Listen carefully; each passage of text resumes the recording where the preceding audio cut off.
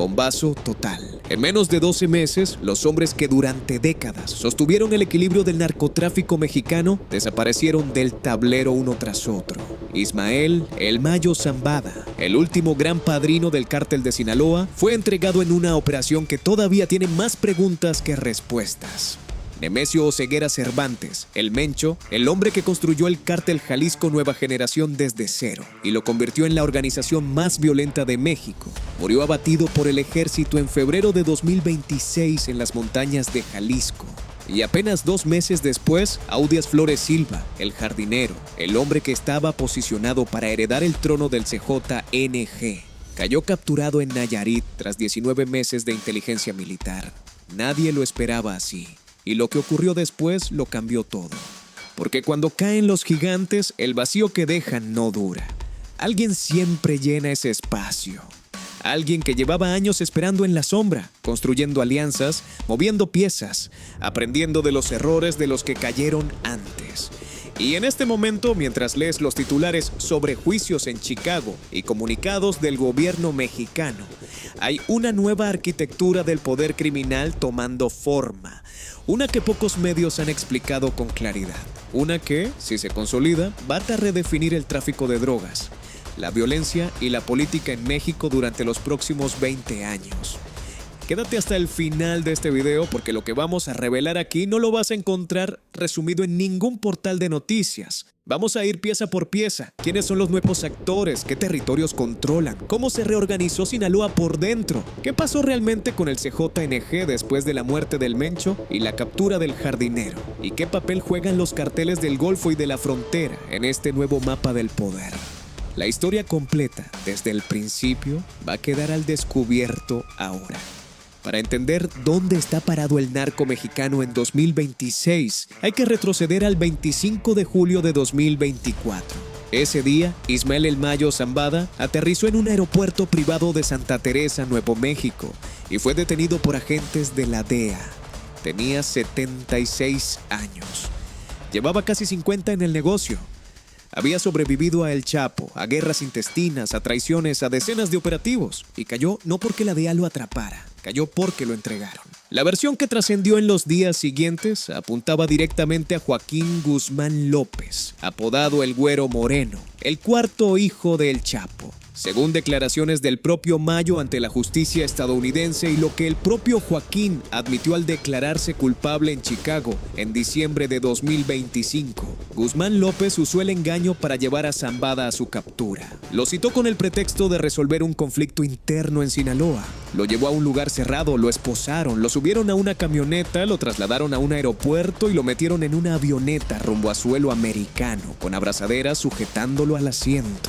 Cuando el avión aterrizó ya estaban los federales esperando. Una trampa, un golpe que en el lenguaje de los carteles tiene un solo nombre: traición. Lo que vino después dentro de Sinaloa fue una guerra que todavía no termina. La facción de los Zambada, la Malliza, juró venganza. Y el cártel de Sinaloa, que nunca fue una sola cosa sino una federación de 2 facciones que se toleraban mientras les convenía, se rompió por completo. Los Zambada, con décadas de control sobre las rutas del Pacífico Norte, los contactos en las aduanas, los acuerdos con las mafias asiáticas que manejan los precursores del fentanilo.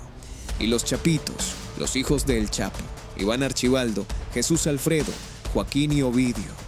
Cuando el Güero Moreno entregó al Mayo, esa alianza se rompió de la peor manera posible. La guerra entre Zambadas y Chapitos dejó más de 1,200 muertos y cerca de 1,400 desaparecidos en Sinaloa, según datos oficiales citados por agencias internacionales. Culiacán, Mazatlán, comunidades enteras del estado vivieron meses de violencia que los números no alcanzan a describir del todo. Y en medio de ese caos, algo más ocurrió que cambió por completo la dirección de este conflicto. Pero esto no fue todo. Porque mientras Sinaloa se desangraba por dentro, al otro lado del tablero estaba pasando algo igual de explosivo. El Mencho llevaba años en la cima del CJNG, construyendo la organización criminal más poderosa y más violenta que México había visto en décadas. Y el 27 de febrero de 2026, el ejército mexicano lo encontró en Tapalpa, un municipio serrano a unos 120 kilómetros al suroeste de Guadalajara. Murió en el operativo. La noticia desató una ola de violencia en 20 estados del país en cuestión de horas. Bloqueos, quemas de vehículos, enfrentamientos.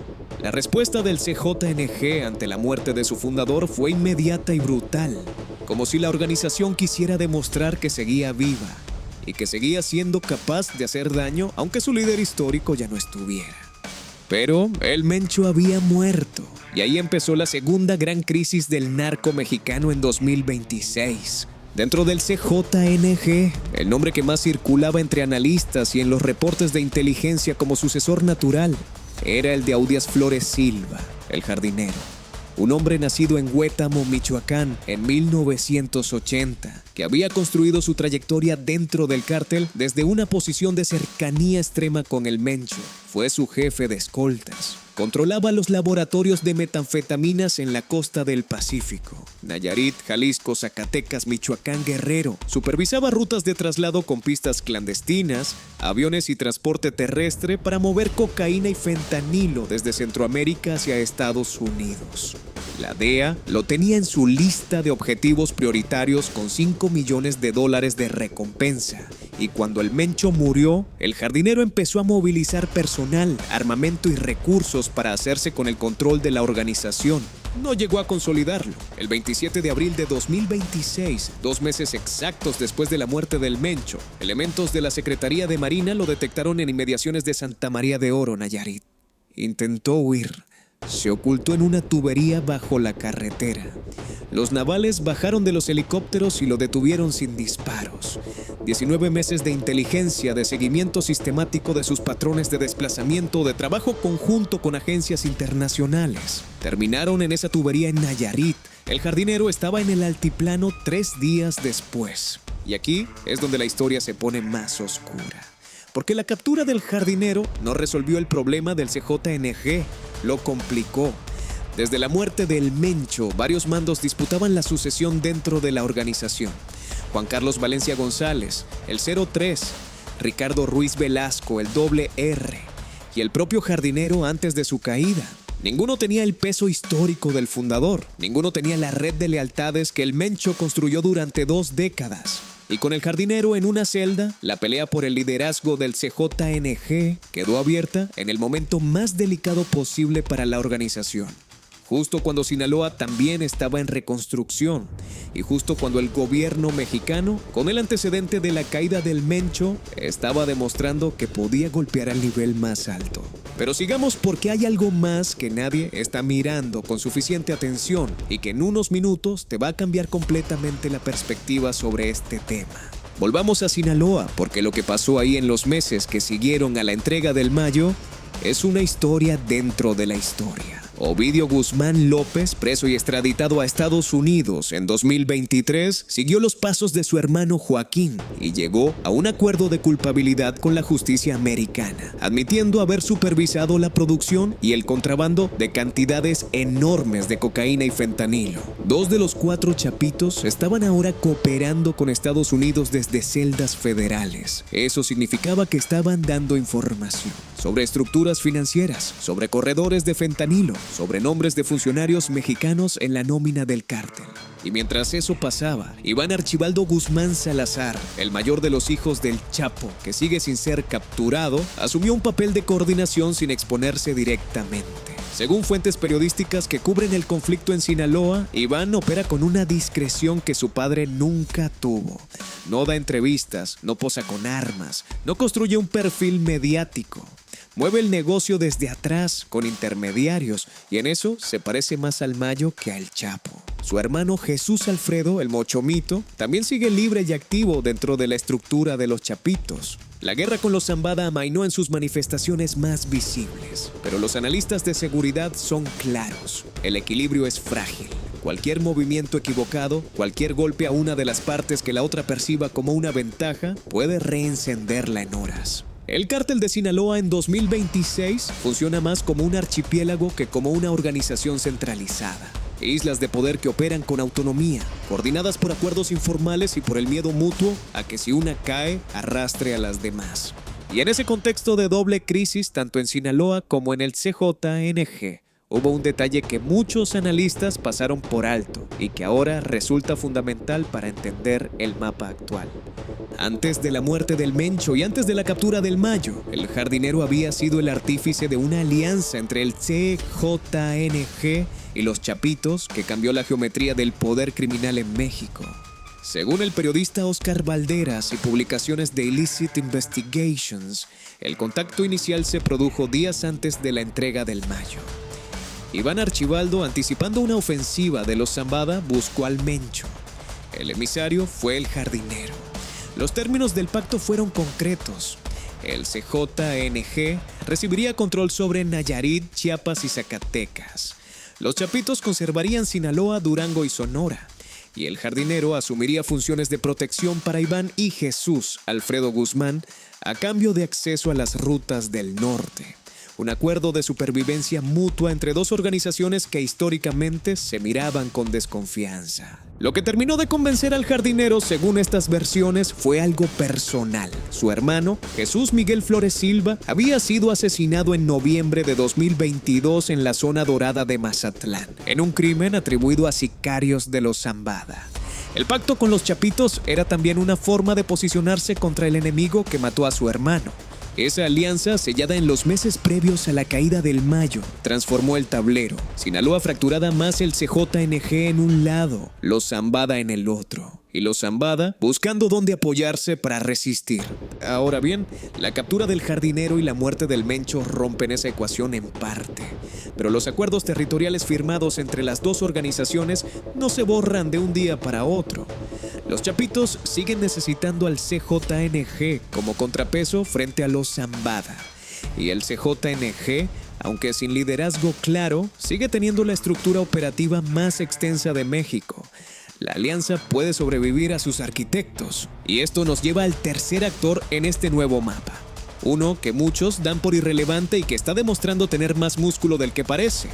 El Cártel del Noreste, heredero del viejo Cártel del Golfo y de los Zetas, opera principalmente en Tamaulipas, Nuevo León y partes de Coahuila, mientras Sinaloa y el CJNG consumían sus recursos internos en guerras de sucesión. El CN consolidó su control sobre plazas que durante años habían estado en disputa. La violencia en la frontera con Texas bajó en algunos corredores, lo cual en el lenguaje del narco no significa pacificación, significa que alguien ganó y los demás lo aceptaron. El liderazgo de SNE es deliberadamente opaco. Aprendieron de la cadena de capturas que acabó con los líderes visibles de los Zetas. Si no tienes imagen pública, no eres objetivo prioritario para las agencias americanas. El CNE opera con una cadena de mando difusa, donde ningún operador tiene el perfil suficiente como para convertirse en cabeza de cartel mediática. Y esa invisibilidad en el narco de 2026 es una ventaja competitiva real. Pero aquí viene algo que no estaba en el guión oficial de esta historia y que más adelante te va a terminar de armar el cuadro completo. La fragmentación del narco mexicano, que a primera vista parece debilidad, está resultando ser una ventaja operativa frente a las agencias de seguridad americanas.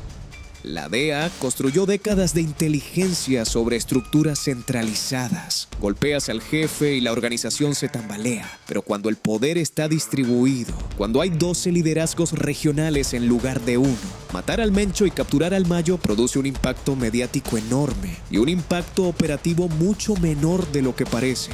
El fentanilo sigue llegando, las rutas siguen funcionando, los precursores químicos de origen chino siguen entrando por los puertos mexicanos y los overdoses en Estados Unidos siguen siendo la principal causa de muerte entre adultos de entre 18 y 45 años, según cifras de los Centros para el Control y la Prevención de Enfermedades.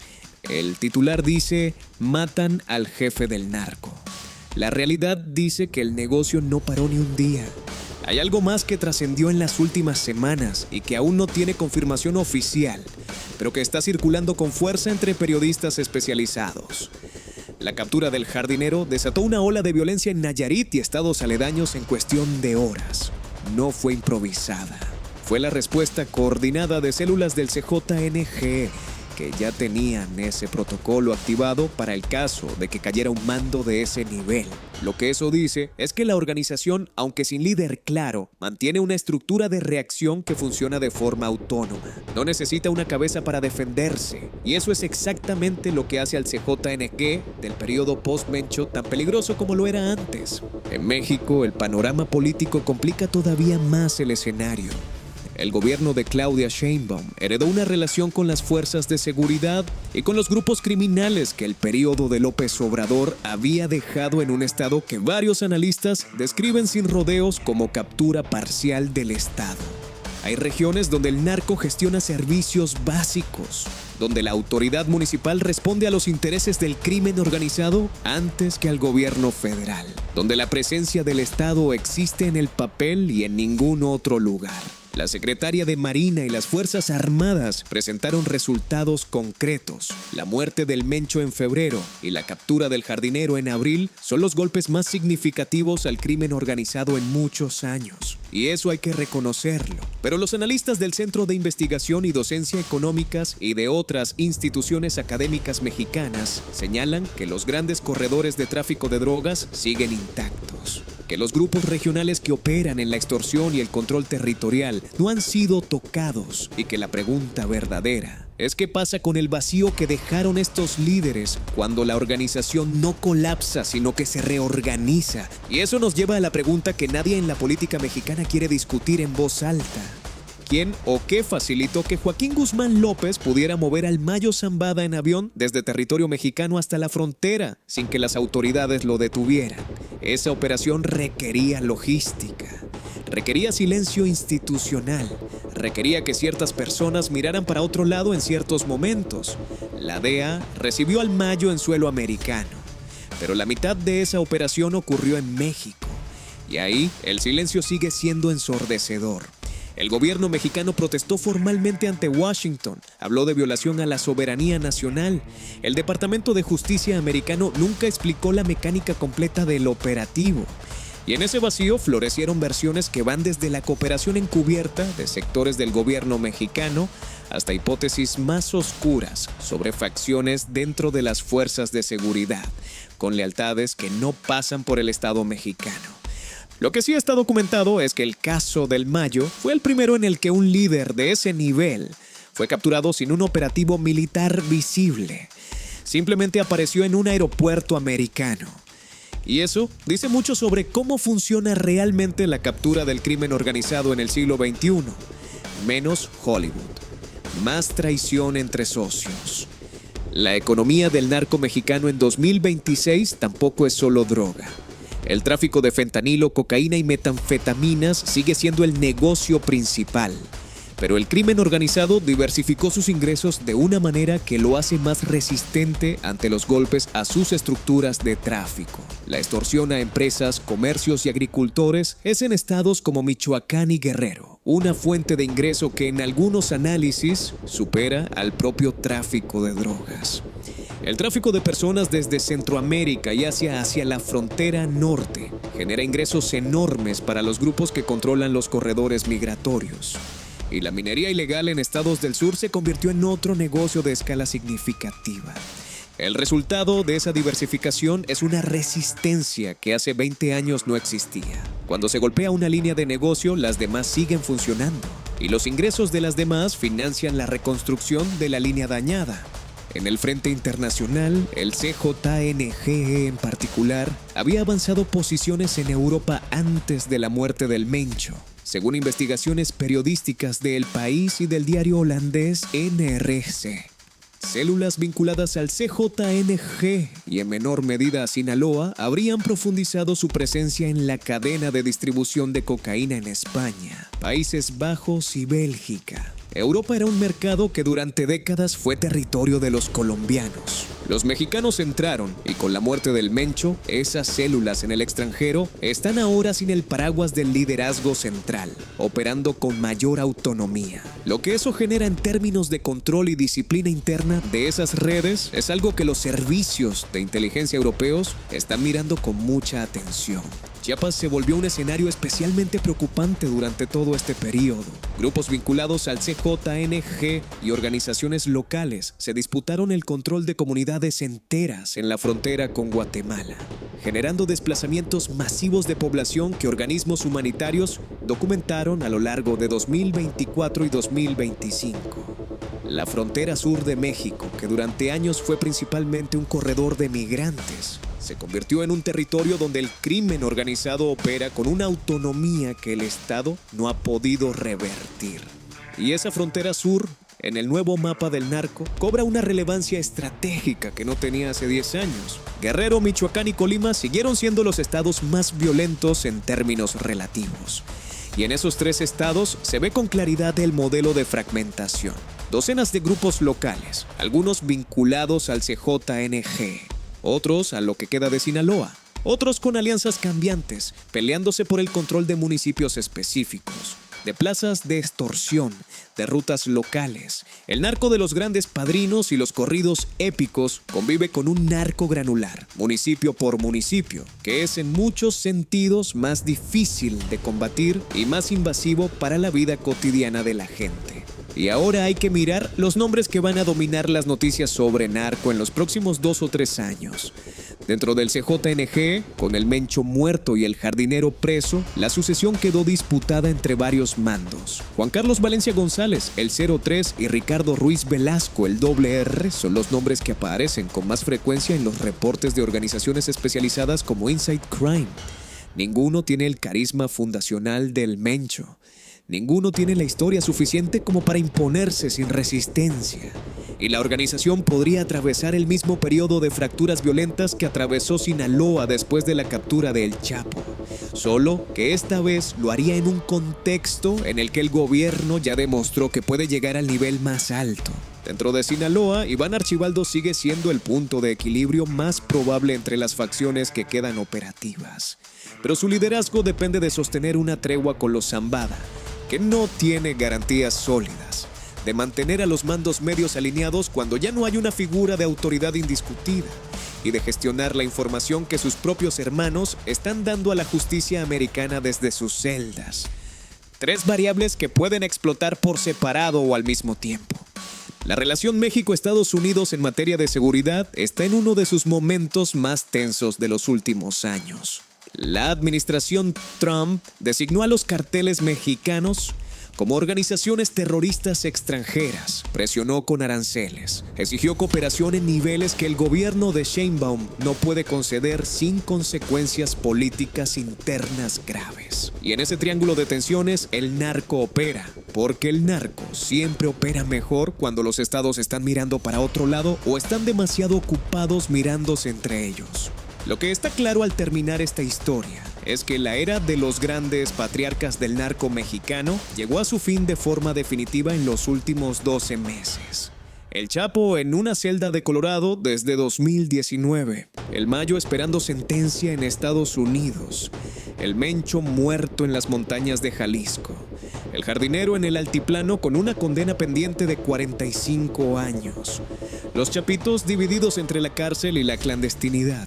Ninguno de los que mandan hoy tiene ese peso histórico, esa red de lealtades construida durante décadas, esa capacidad de imponer orden sobre el caos que tenían los fundadores. Y esa transición generacional que en cualquier organización es un momento de riesgo, en el narco siempre fue un momento de sangre. Los próximos 3 años van a confirmar si esta vez el resultado es una nueva estabilización bajo liderazgos más jóvenes y más discretos, o si es el inicio de un periodo de mayor fragmentación y violencia, donde la ausencia de figuras de autoridad reconocida genera guerras permanentes que golpean principalmente a la población civil.